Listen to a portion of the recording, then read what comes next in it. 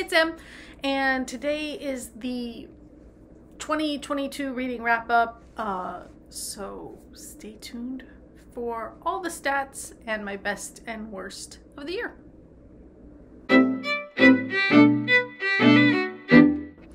So I will have read 44 books by the end of this year. Notice I say will have. I've read 43. I have a manga coming today that I know I'll be able to sit down and read in like one sitting. So the numbers I'm about to give only reflect the 43 books I've read so far, because I didn't loop this last manga into these numbers. I'm gonna give you the publication dates, the fiction, nonfiction, the male, female, and how many minority authors I read, all of that. Everything will be in the timestamp, so if you don't care about stats and you just want to hear about my best and worst books, you can skip ahead. I've got Crowley here on my lap, if you're wondering, like, what is she doing? She's petting the cat. If I can keep him on my lap, he won't, like, mess up my camera. That's the goal. Anyway, so, of the 43 that are accounted for in these numbers, 13 of the books I read this year had been published this year in 2022. That's a full 30%. If you see me looking down, it's because my notes are here.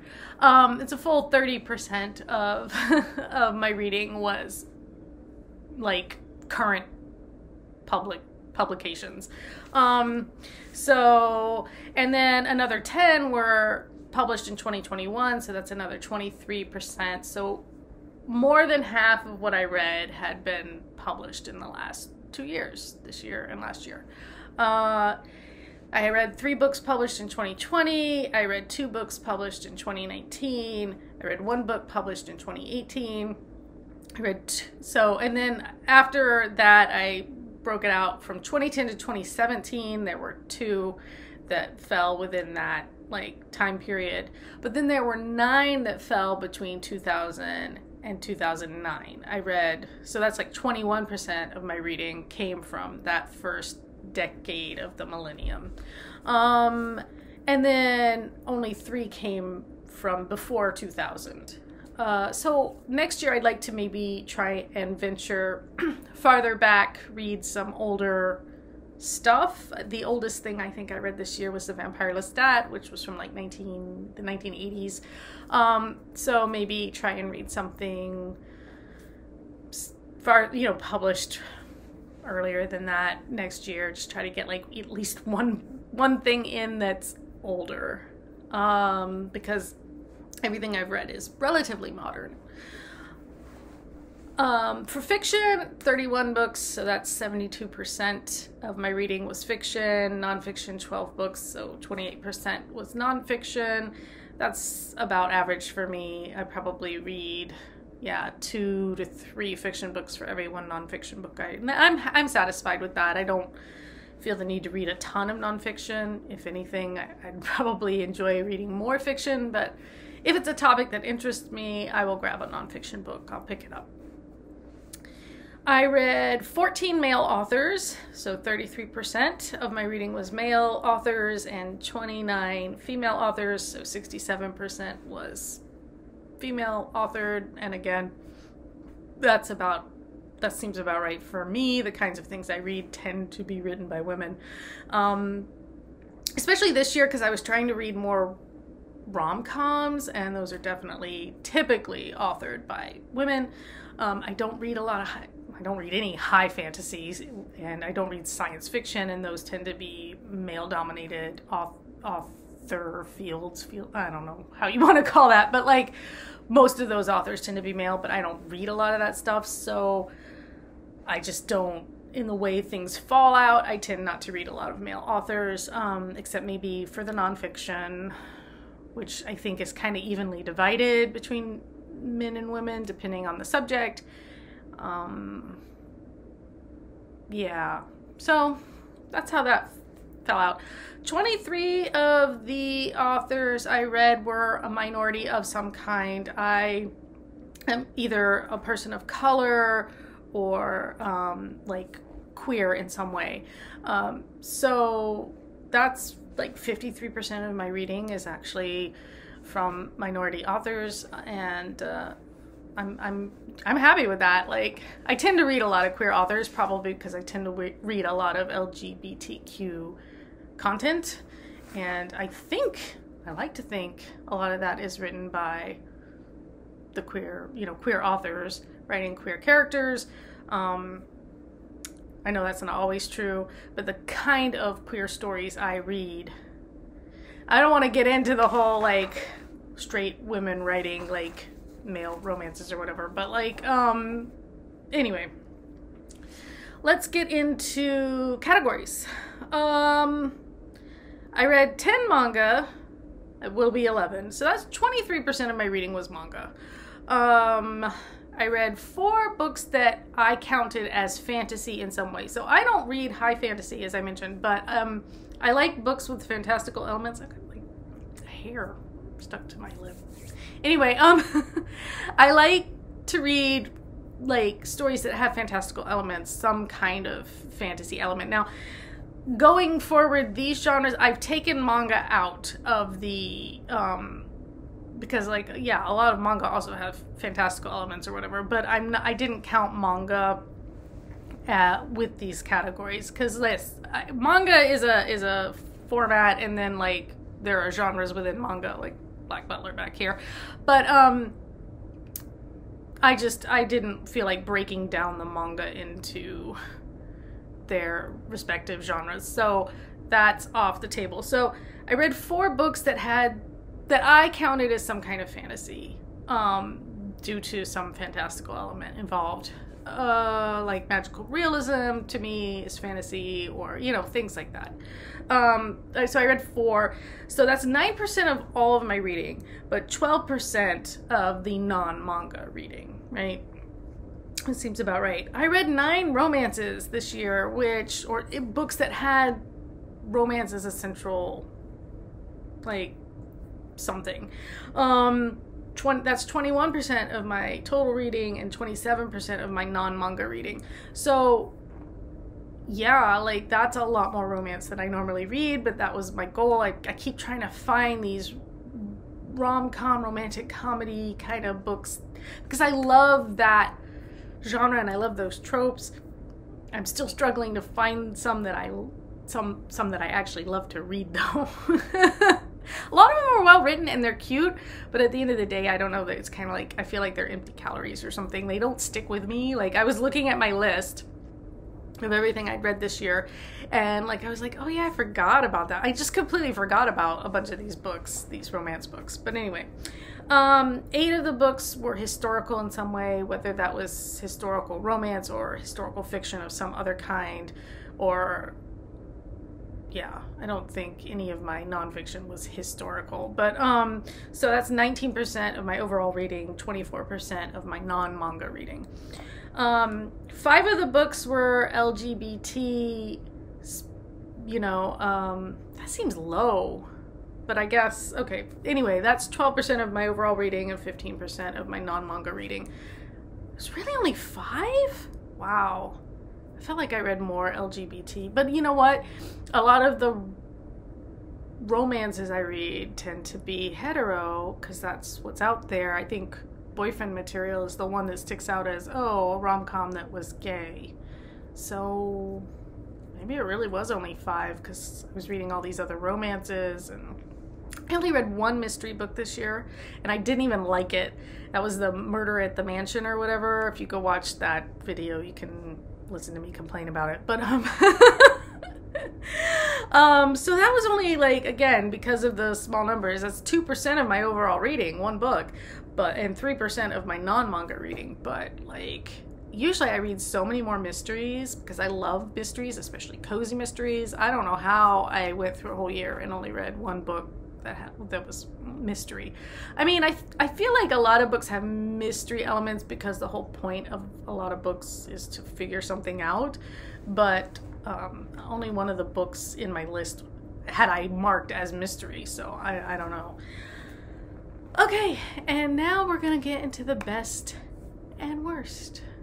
So For best, I'm not putting these in any kind of order. I'm just saying there were like a couple of books that got 5 stars for me. And then there were a few more that were kind of between 4.5 plus. Like they were nearly 5 stars, right? They were kind of up there, didn't quite make the cut, but came close. My first 5-star read of the year was Over My Dead Body by Greg Melville. That's a nonfiction about the history of cemeteries and cemetery design and how cemeteries reflect society at the times that they are designed and created. And I just found it super fascinating. I ate that book up. It's a subject that I find very interesting. I enjoy visiting cemeteries. I find that stuff interesting, so it's probably very niche, but it was my first 5-star read of the year and I loved it. My other 5-star read of the year was Journeys by Jean Rowland. I assume that's how you say it, so I'm gonna put the name on the screen, Jean, because every time I see this name, and coming from the French background, you know, I want to say Jean or Jean, but like I don't think it's Jean. I don't think I've ever heard anybody pronounce this Jean or something like that, but I don't know. I honestly don't. Like, who knows these days when you see a name, how people are saying it. I'm going to say Jean. Jean, if you're watching, let me know if I'm saying that correctly. But Journeys, which is the first in the Archers of St. Sebastian series. This is an epic historical fiction. It's long, but like it was one of the first books in a long time, because I just finished it. It was one of the first books in a long time that like I kept wanting to keep, like I'm carrying my Kindle around while I'm doing chores and eating lunch and reading, because like I was that sucked in. It's about this girl Marika who disguises herself as a boy and joins this archery guild to hopefully avenge the death of her father, who had at one time also been a member of this guild. But he's murdered, and Marika, calling herself Merrick, like infiltrates this. Anyway, there's a sequel, Squires, which is on my list for reading next year. I'll do a different video about things I plan to read next year. And yes, a reread of Queen of the Damned is coming for those of you waiting for more vampire content. We'll get there. But anyway, so those were my 2 5-star reads. And then Boyfriend Material was really close. It was like a 4.9. Like it was almost a 5-star. It just, that last little bit dragged on a little more than I felt like it needed to. And that nudged it down a little bit for me. But Boyfriend Material was a great read, was probably my favorite romance of the year, you know, definitely up there. A Marvelous Light, which I read towards the beginning of the year, still stands out to me as one of the best books I read this year. I think I gave it like a 4.8. Actually, I might have given it more like a 4.6. I'd have to go back and look, but it's definitely up there. It sticks out in my brain as something I really enjoyed, and I want to read more in this series. It was the first in a series. And I think it was a debut for the author too. I'm not sure. But yeah, that book, aside from I think the reason I nudged it down was that like the whole middle of the book just ended up being filled with really detailed sex scenes, and I was waiting for the story to get back to the, you know, the actual story. You know, I was just like, okay, good, let's get on with it. You Should See Me in a Crown was up there. That was a really fun YA contemporary LGBT story. And Ikigai, Ichiro's Journey, which was an independently published, self-published book, that made my top few books of the year, just because it's unique and well written, and yeah, I don't know, I just really liked it. And if you go watch that video, I'll explain that it's written in a way that mimics kind of the Japanese style of writing, so if you're not used to that, it might be a little harder for you to get into, but because I read stuff like that all the time, like it worked for me. I only have 2 books on my worst of the year list.